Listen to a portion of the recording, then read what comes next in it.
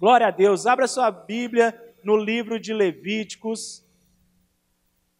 Vamos começar pela Parashá Behar, Levíticos, capítulo 25. Vamos ler alguns versículos.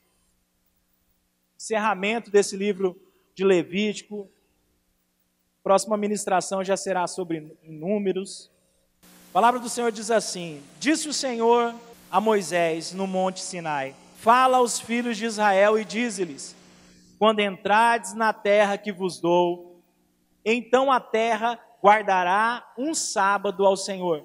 6 anos semearás o teu campo, e 6 anos podarás a tua vinha, e colherás os seus frutos. Porém, no 7º ano haverá sábado de descanso solene para a terra, um sábado ao Senhor.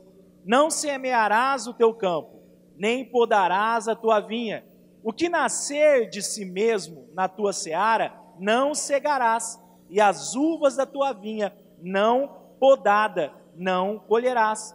Ano de descanso solene será para a terra, mas os frutos da terra em descanso vos serão por alimento a ti, a teu servo e a tua serva, e ao teu jornaleiro, e aos estrangeiros que peregrina contigo, e ao teu gado e os animais que estão na tua terra. Todo o seu produto será por mantimento. Amém?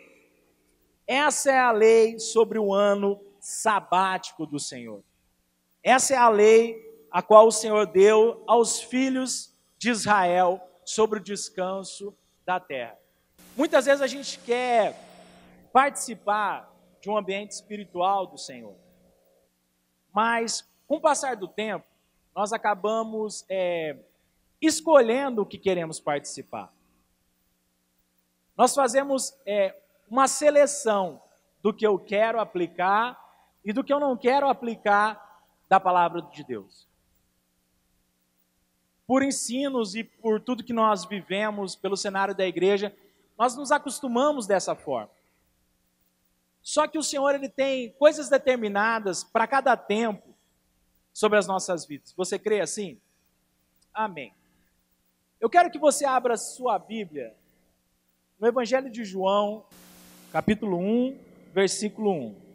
No princípio era o Verbo, e o Verbo estava com Deus, e o Verbo era Deus.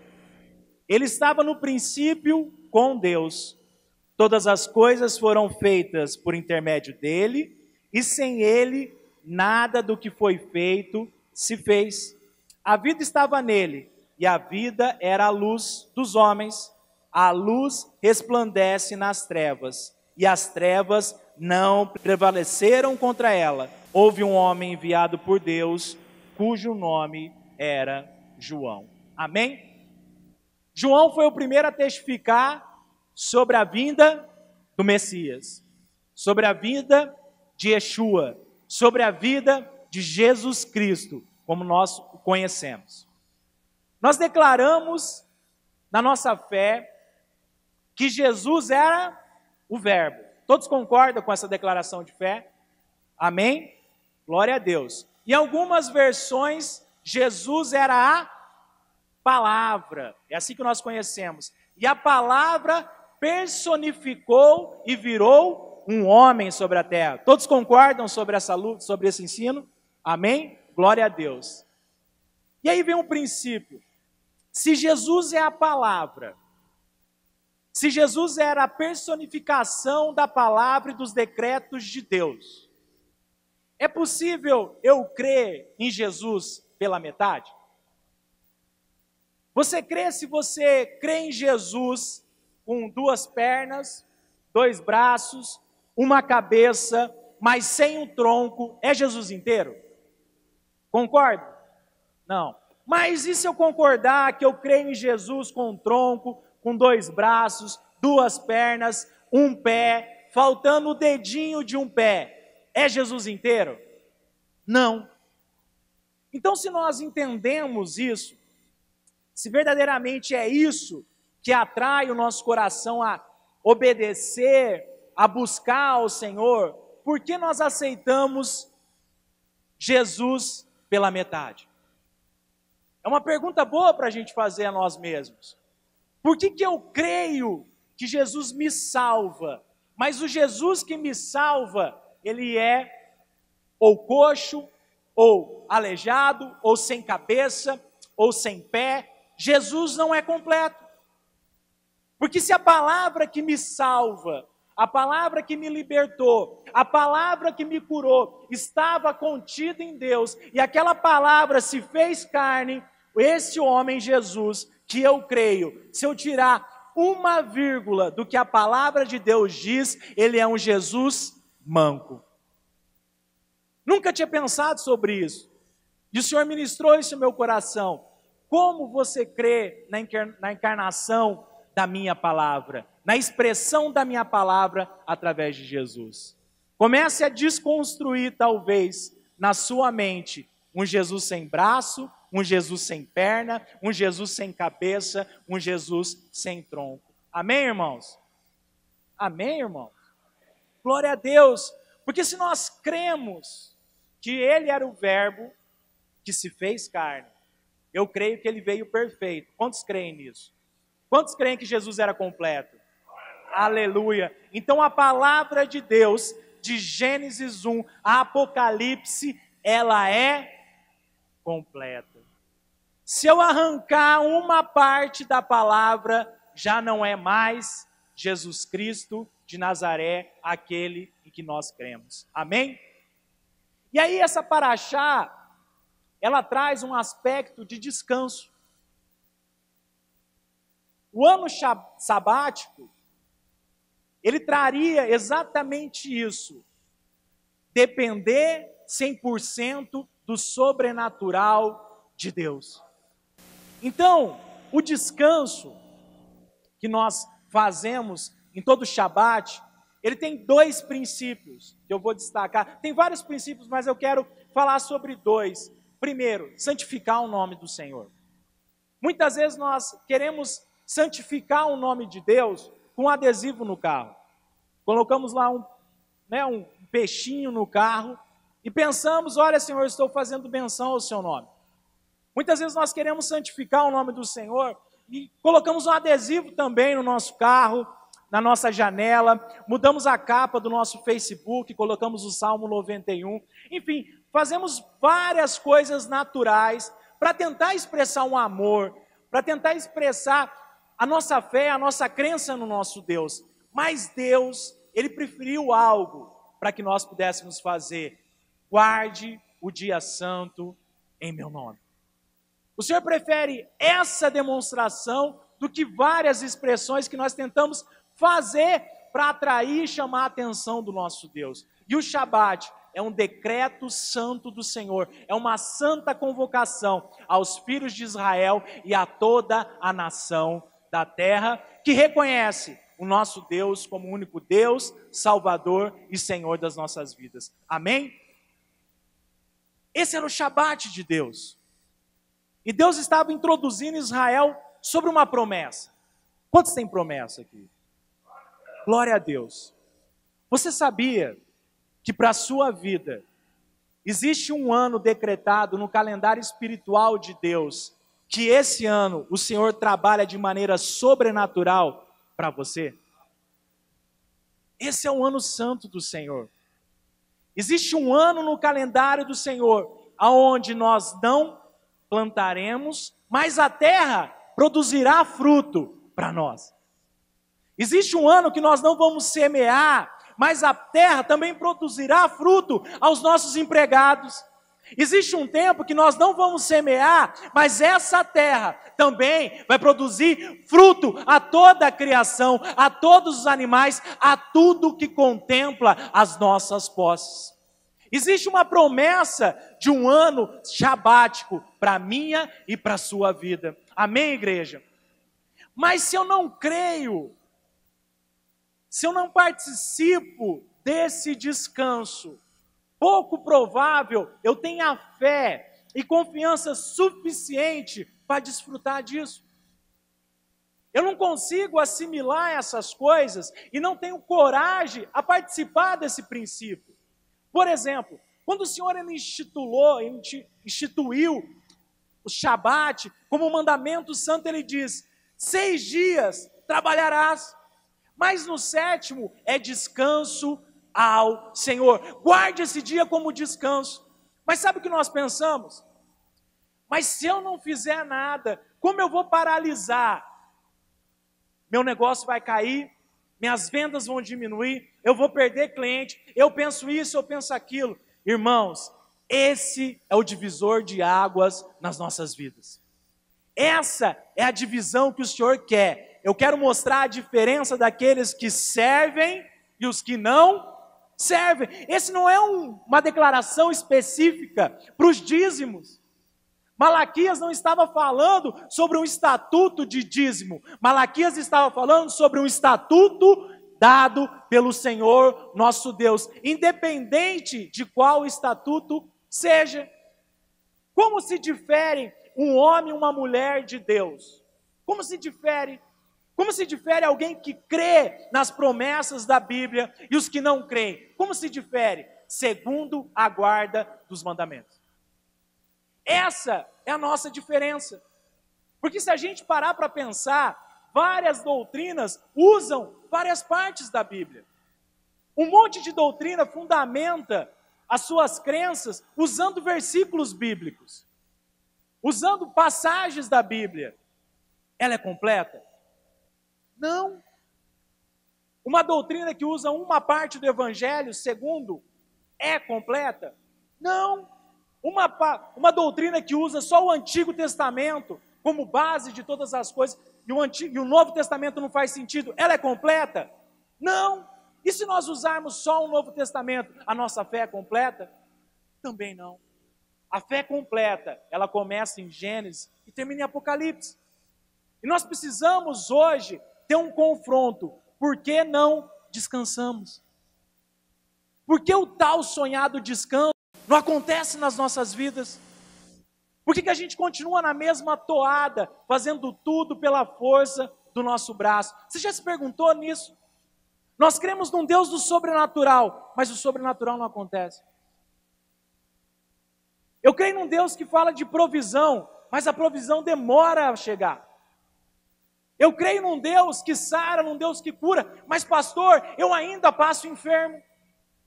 Eu creio num Deus que liberta, que cura, mas eu continuo preso a algum vício. Você já se perguntou por que essas coisas não acontecem com você? Já fez essa pergunta? E você já teve essa resposta por falta de fé? Muitas vezes, irmão, você não foi curado pela falta de fé que há em você. Jesus encontrava pessoas que nunca ouviram falar do Novo Testamento, do Antigo Testamento, e fala: seja conforme você crê. E as coisas aconteciam. Mas para nós que um dia declaramos que recebemos o Senhor Jesus como Senhor e Salvador das nossas vidas, se nós andarmos dentro de princípios que são somente nossos, essas promessas não fazem vida sobre nós. Amém, igreja? É um ano de descanso. 6 dias trabalhamos essa semana. E talvez você ainda não foi desafiado a guardar o dia santo do Senhor. Talvez ontem na sexta-feira passou despercebido para você. Talvez você não fez uma oração de agradecimento pela semana na sua família. Talvez você não orou pelo seu esposo, pela sua esposa. Talvez você não olhou pelos seus filhos. Talvez você não orou pelos seus projetos. Talvez você não fez nada disso. E segunda-feira vai ser labuta, cansaço. Teremos de novo disponíveis a situação de mercado, a viroses na cidade, e aí a gente está entregue a toda sorte de coisas naturais. Mas quando a gente levanta um altar espiritual na nossa casa, nós estamos dispostos a receber aquilo que a palavra de Deus diz que nós temos direito. Amém? Essa é a diferença dos que servem para os que não servem. Essa muda todo um aspecto.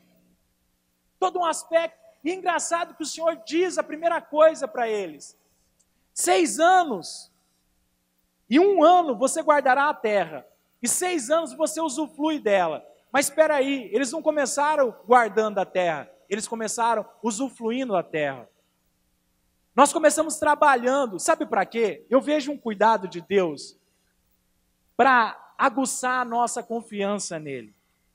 Eu gosto de um cara na Bíblia que poucas pessoas falam sobre ele, Tomé. Para mim ele foi o mais corajoso da face da terra. Eu não acredito, só se eu ver. Eu sou um Tomé escrito de carteirinha. Se eu não tocar no buraquinho lá, eu não ia acreditar. Eu ia ser Tomé. Mas muitas vezes esse mesmo aspecto de Tomé está dentro de nós. E nós não temos coragem de confrontar a nossa fé. A gente finge que acredita, mas não acredita. A gente finge que crê, mas não avança. Eu recebo uma palavra de direção e não caminho sobre ela. Quantos já receberam uma palavra profética do Senhor aqui? Aí eu tenho uma pergunta. Quantos de vocês andaram sobre essa palavra? Olha a diferença, Tomé. Essa é a diferença. O Senhor aponta, revela, libera sobre a igreja e eu fico parado.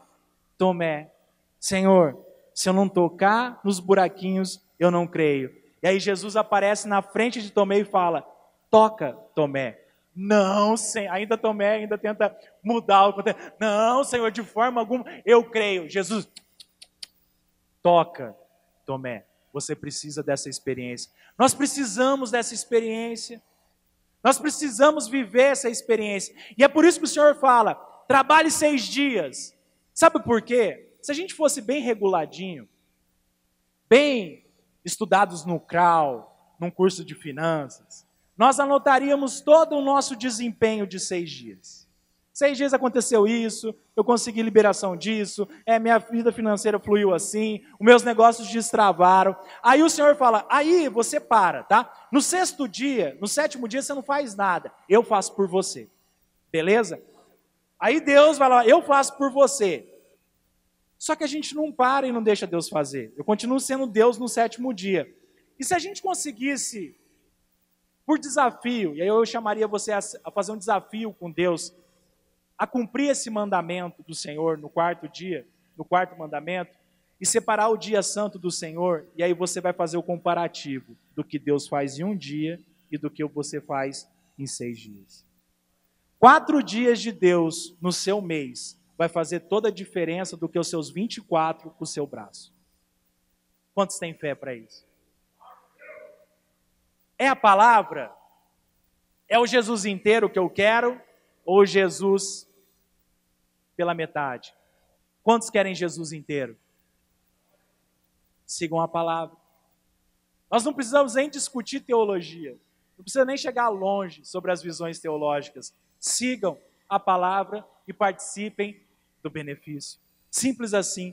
Abra sua Bíblia em Hebreus 4. Hebreus 4 diz assim, portanto, horrorizemo-nos com a possibilidade de que apesar de a promessa de entrar no descanso, descanso, permaneça qualquer um de vocês possa ser julgado por não ter alcançado o objetivo. Nós temos uma promessa de um descanso. E o autor de Hebreus, ele trata, fico pensando se algum de vocês ainda não participaram disso. Deixamos de entrar e participar da promessa. Se eu deixo de participar da promessa de Deus, eu vejo o agir de Deus na minha vida? Não. Entende o inimigo da nossa fé? São as nossas próprias convicções. Nós andamos sobre aquilo que cremos e ouvimos de outros. Não andamos sobre cremos e o que lemos e o que ouvimos da palavra de Deus. Talvez você entra nesse texto de Hebreus, como eu, um bom crente resolvido, sem instrução, e fala, essa parte ele está falando para os não crentes, essa parte não era para mim. Carta de Hebreus, a uma comunidade messiânica, direcionada a um povo crente, correção para crente, não era para o povo ímpio. O ímpio não tinha acesso a essas epístolas, ele não tinha acesso a essa informação é para mim e é para você. Quantos de vocês, quantos de nós entramos nos descansos do Senhor? Quantos de nós participamos do jubileu, o dia da alforria, o dia em que tudo que pesava para nós já não pesa mais? Quantos de nós entramos sobre isso? Isso o Senhor quer trazer hoje para vocês, para mim e para você. Quantos querem desfrutar de algo novo na presença de Deus? Precisamos ter a Bíblia por inteiro. Mais uma vez, preciso querer Jesus completo, não parcial. Preciso ter um Jesus que verdadeiramente vai me curar, vai me libertar, vai multiplicar tudo o que Ele prometeu na minha vida. Mas eu preciso querer Ele por inteiro. Eu não posso querer um Jesus pela metade, eu preciso querer Ele por inteiro. Está entendendo, igreja? Está entendendo o cuidado do Senhor com nós? Está entendendo aonde o Senhor quer nos levar num tempo de descanso? Está entendendo porque a gente faz tanto e se cansa tanto? Porque ainda nós não cremos e não andamos sobre as promessas do Senhor. Alguns mandamentos, alguns não, todos, não foram feitos para serem compreendidos. Sabia disso? Sabia que mandamento não foi feito para ser entendido, foi feito para ser praticado? Você sabia que decreto de Deus não é de acordo com a sua circunstância no país ou nação que você mora, é para ser aceito e feito? Você sabia disso? Mas o Brasil, o calendário do Brasil é de segunda a sábado. Mas eu aprendi que o dia santo do Senhor era domingo. Mais eu isso, mais eu aquilo, mais tudo isso. Você aprendeu de quem? E na onde? Foi na palavra de Deus? Foi nas Escrituras? Foi no Jesus completo? Ou no Jesus parcial que te venderam até hoje e você aceitou? Qual é o Jesus que você segue? Um Jesus que leu em Isaías 61, eu vim para pregoar o ano aceitável do Senhor. Eu vim para libertar os cativos, eu vim dar para a vista aos cegos, eu vim fazer surdo ouvir, eu vim fazer você se mover, eu vim trazer você da escravidão para te transformar na luz. Esse é o Jesus que nós devemos seguir. Amém, igreja? Esse é o Jesus que nós cremos. Esse é o Jesus que nós cremos. Amém? E uma das coisas que acontecia também no ano de descanso, e agora vai começar a mexer um pouquinho com a nossa estrutura, é que havia uma liberação de perdão por dívidas. Quantos já rezaram o Pai Nosso aqui? É que rezar parece que fica mal, né? Rezamos o Pai Nosso, sem problema nenhum. Quantos chegaram naquela parte, perdoai as nossas dívidas? Ele não fala uma dívida financeira, ele não fala uma dívida almática, ele não fala nada disso. Ele fala, perdoai as vossas dívidas. Em outras traduções, as vossas ofensas. Assim como isso aqui é a nossa vida. Isso aqui representa exatamente as nossas ofensas. Cada uma delas. Você entendeu o jubileu na sua vida hoje? O que o Senhor vai tirar de você? Gruda aqui no meu braço. Beleza, sem fazer muita fome. Não precisa se esforçar tanto. Você vai passar a vergonha na frente dos irmãos. Eu consigo arrastar o Joe? Eu não consigo. No começo é durinho, mas depois, não vem vindo. É assim a nossa vida. Muitas ofensas que acontecem com a gente, elas ficam assim, não solta não. Solta não. Aí, de repente, eu vou lá na minha caminhada, discuto com alguém, tem um relacionamento quebrado, ou uma empresa quebra, alguém me deve, gruda aí. Aí, eu pego outra ofensa. Eu consigo andar? Faz um pouquinho de força. Dá para andar? Não, sem travar, só um pouquinho de força. Isso, porque senão eu vou ter que usar minha força aqui, não vai ficar legal. Eu consigo andar? Consigo? Não consigo? Tá tudo certo. Está um pouco mais pesado, estou começando a suar um pouquinho, porque está começando, já tem uns 130 quilos aqui, para levar mais. Aí eu vou lá e pego outra ofensa na minha vida, e começo a andar. Opa, já começou a ficar um pouco mais legal. Já começou a travar, mas eu estou andando. A gente não está andando, não está se movendo? Vai lá, agora peso, pena. E aí acontece uma coisa, nada dessas aqui eu vou liberando. E aí de repente eu encontro uma situação mais difícil na minha vida. Opa! Eu até ando, mas eu tenho que fazer força. Muitas vezes a gente está fazendo isso aqui na nossa vida. Mas eu tenho Jesus, pastor. Mas sabe, pastor, as coisas não dão certo. É uma luta essa vida de crente. Eu oro, eu jejuo e as coisas vão vindo. Vem mais um peso pesado aqui, que esse cara está muito leve. Vem cá, Xandão. Faz contrapeso. Aí agora o bicho pegou. Porque a gente continua relutando. Mas, filho, está tudo bem? Tá sim, pastor. Mas a sua cara não aponta isso, a vida não, mas está tudo bem, pastor, eu vou continuar. A gente não vai mais. Perdoar a ofensa. O que o Senhor deseja fazer com nós é isso. Se eu não começar pelas menores, vai continuar pesado. Esse é o ano do jubileu do Senhor. Eu quero me livrar, mas eu não consigo. O problema é que a ofensa, ela entra peso leve igual o Jonah. Não pesa, faz parte da vida. Eu acostumo, eu aumento a minha tensão no braço, eu carrego. Entra mais 2 ou 3 pesos, eu carrego. E as coisas na minha vida continuam pesadas. Além da ofensa, existe uma coisa que a gente carrega, que eu acho que é a pior de todas as coisas, que nos separam exatamente para se livrar das ofensas. Sabe o que é? Religiosidade. Essa é a carga mais pesada que existe sobre nós. Essa é a carga que pesa, que paralisa e que fixa os nossos pés num lugar onde a gente nunca vai para frente. Nós aceitamos essa carga de uma forma tão perfeita que ela se torna algo em nós. Não muda, não tem aspecto diferente. Eu não vivo um novo de Deus.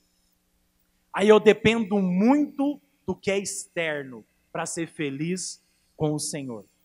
O que é depender muito do que é externo? Eu preciso de um louvor arrebatador. Eu preciso de todos os seminários que existem na face da terra. Eu preciso seguir 1 bilhão de pessoas. Eu preciso buscar muitas palavras proféticas, porque eu penso que isso é mover espiritual na minha vida. Eu preciso sentir arrepios, eu preciso entrar em transe espiritual, eu preciso de tanta coisa para tentar achar Deus num conceito desse. Esse é o problema da religiosidade. Eu busco tanta coisa fora, porque a luz que está dentro de mim, ela não consegue brilhar. Não é pelos nossos pecados, não é pelas nossas faltas, não é por nada disso. A única coisa que apaga o Espírito Santo do Senhor dentro de nós é blasfemar contra a palavra de Deus. Quando blasfemamos contra Deus é um pecado irreversível. Mas pastor, se eu não conheço, nós não blasfemamos, mas apagamos a luz divina dentro de nós. Porque nós continuamos a exercer um pecado que se chama idolatria. Levíticos 26. Não farei para vós ídolos, nem levantareis imagens esculpidas, nem coluna, nem porei na vossa pedras com figura, enfim, vários aspectos. Aí eu vou te perguntar uma coisa: religiosidade é o quê? É um ídolo. Porque para cultuar a Deus eu preciso fazer isso. Mas o Deus, a maneira como eu converso com Jesus é assim. Ah, mas a maneira que eu tenho Deus no meu coração é assado, ídolo. Deus não pediu para ser comparado nem visto de forma alguma. Ele falou: quer me honrar? Guarda. É assim que Ele quer ser visto. É assim que Ele quer liberar poder sobre nós. É assim que Ele quer derramar unção sobre nós. É assim que Ele quer libertar os cativos. É assim que Ele quer mover no nosso meio. Mas nós queremos enquadrar Deus num meio que só cabe a mim. Idolatria. Queremos colocar Deus numa mesa, num altarzinho bonitinho. Faz o que eu quero que você faça para mim, independente das minhas práticas. Deus, limpa meu coração, mas eu quero matar o cara que está ali do lado. Deus, me abençoa nas finanças, mas eu não sigo nenhum preceito bíblico sobre finanças. Deus, guarda meu casamento, eu faço uma bagunça lá dentro de casa, mas eu ponho o meu Deus, porque Ele é montadinho do jeito que eu quero. Tem um Deus que Ele é tão bom, que até quando eu não venho na igreja, Ele me aceita. O Deus idolatrado, Ele é tão bom,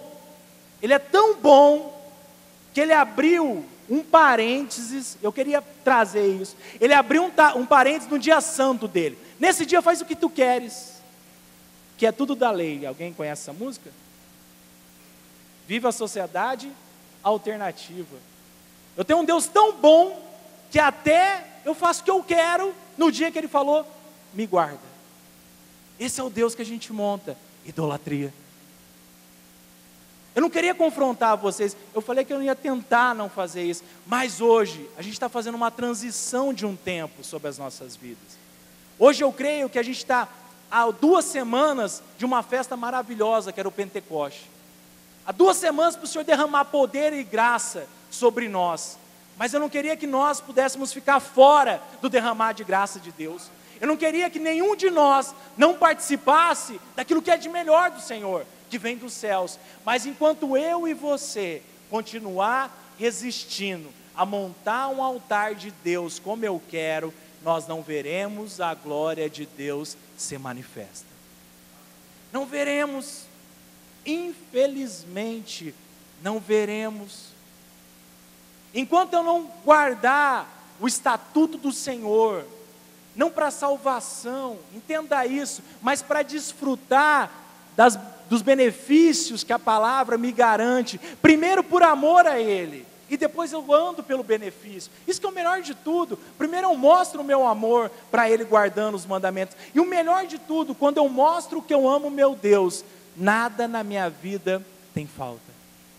Nada na minha vida tem falta.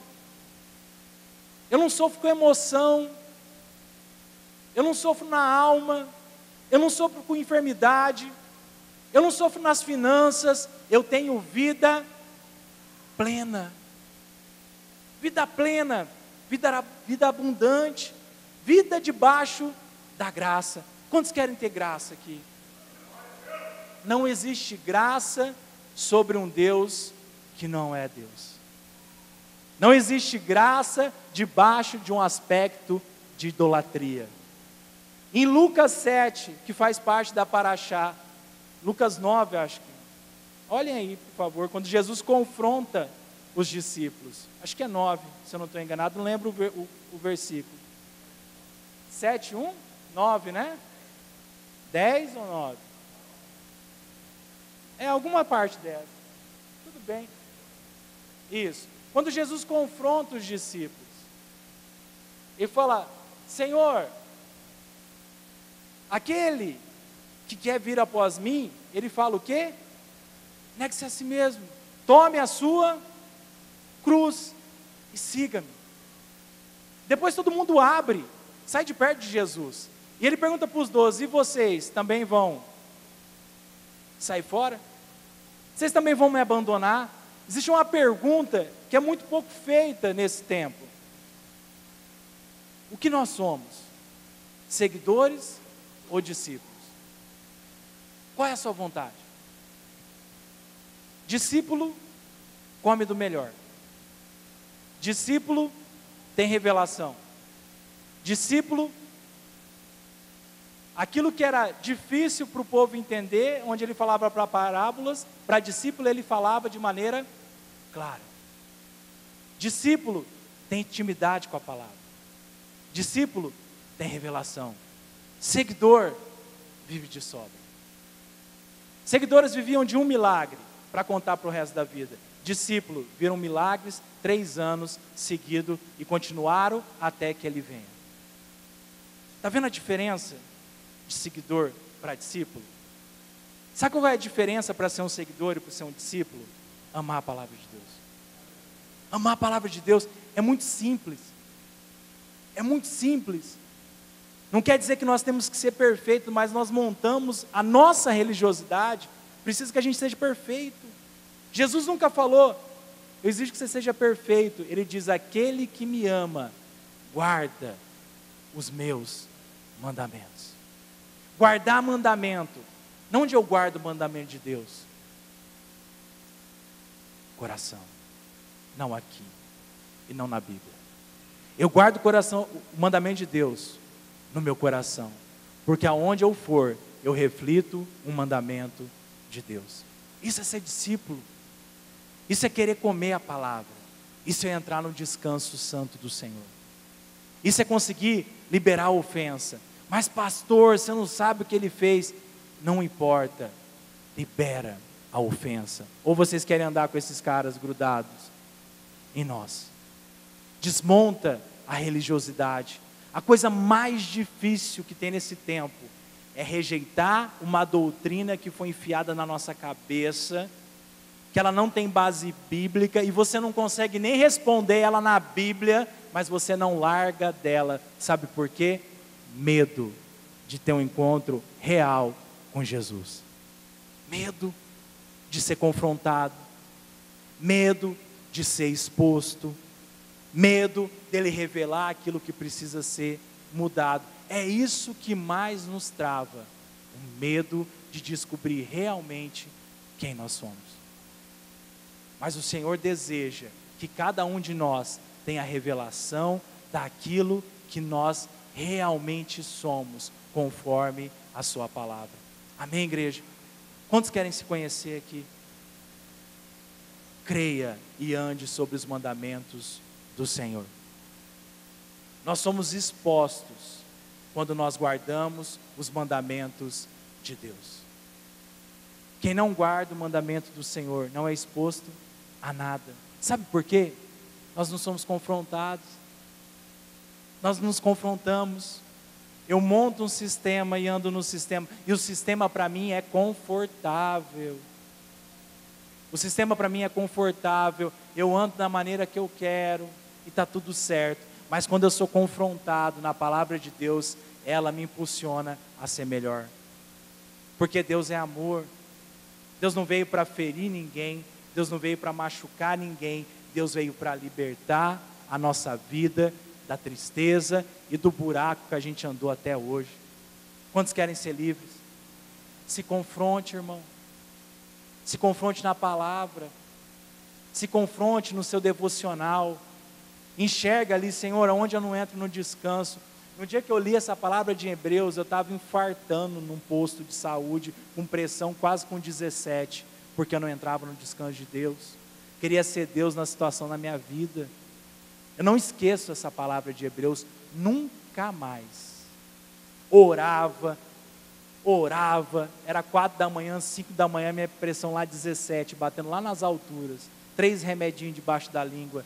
Deus, eu chego em casa, não entendo nada, é ataque do maligno. Pastor, certeza que é o diabo me açoitando. Diabo nada, diabo chamava José Augusto da Silva Faria, não convertido à palavra de Deus. E no meio das minhas orações, Deus aponta, abre Hebreus 4, entenda onde você está. Não entrava no descanso de Deus. Depois que eu entendi o que era entrar no descanso de Deus, nunca mais a minha pressão oscilou. Nunca mais. Essa é a nossa diferença. Um Deus que cura, não era? Como que eu estava enfermo? Descumpri o mandamento, não entrei no descanso. Se viverem de acordo com os meus regulamentos, observarem e obedeceram as minhas mitzvot, darei a vocês a chuva necessária na estação. A terra dará o seu produto, e as árvores do campo frutificarão. Sua debulha se estenderá até a colheita da uva. E a colheita da uva se estenderá até o tempo da semeadura. Comerão quando quiserem, e viverão com segurança em sua terra. Darei shalom à terra. Vocês se deitarão para dormir sem medo de ninguém. Livrarei a terra de animais selvagens. A espada não passará por sua terra. Perseguirão seus inimigos, e eles cairão diante da sua espada. 5 de vocês perseguirão uma centena perseguirá 10.000. Seus inimigos cairão diante da sua espada. Eu me voltarei para vocês e os tornarei férteis. Aumentarei o seu número e manterei a minha aliança com vocês. Todos comerão o que desejam da colheita do ano anterior e jogarão fora o que sobrar dela para dar espaço à nova. Estabelecerei meu tabernáculo entre vocês e não os rejeitarei. Andarei entre vocês e serei o seu Deus. Vocês serão o meu povo. Amém? Esses são os benefícios de guardar os mandamentos do Senhor. Essas são as promessas daqueles que não rejeitam a palavra do Senhor. Pastor, eu não sou perfeito. Que bom, nós também não somos, mas prosseguimos para o alvo, que é guardar cada preceito desse mandamento. E mesmo se errarmos, nós temos um advogado que se chama Jesus Cristo, que está do lado de Deus, no trono da graça, intercedendo por nós, 24 horas por dia, declarando que nós somos santificados, justos, debaixo do sangue do seu sacrifício. Isso é a graça de Deus para nós.